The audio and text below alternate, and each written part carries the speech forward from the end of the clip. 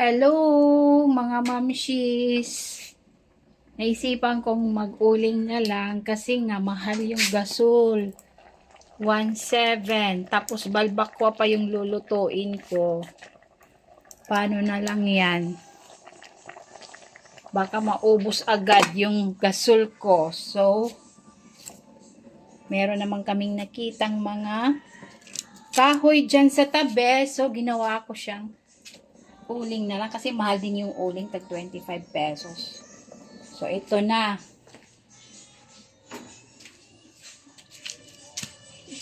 Gamitin natin to para hindi na bumili ng uling. Ang mahal ng gasol, 1.7, nakakaloka. Ano ba nangyayari dito sa Pilipinas? At ganyan na lang kamahal. Baka sa susunod na buwan, maging 2.5 na yan, ha?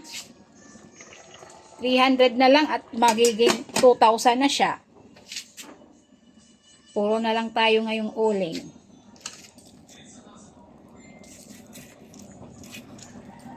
Tingnan nga natin yung balbakwa kung bumubukal na ba. Oh my gosh! Sarap ng balbakwa. Ito yung menu namin ngayon, isang menu namin ngayong Easter Sunday. Pupunta kami ng beach.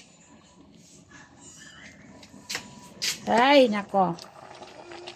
Buti na lang at bumubukal na. Malik, kumuha ka nga doon ng kuan, Malik. Teka muna.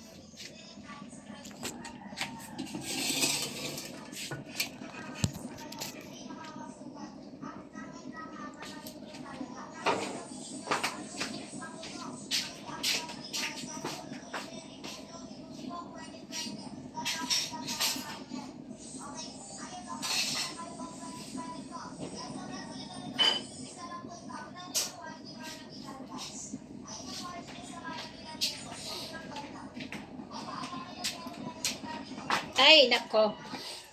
Pulutan na tayo ng balbakwa.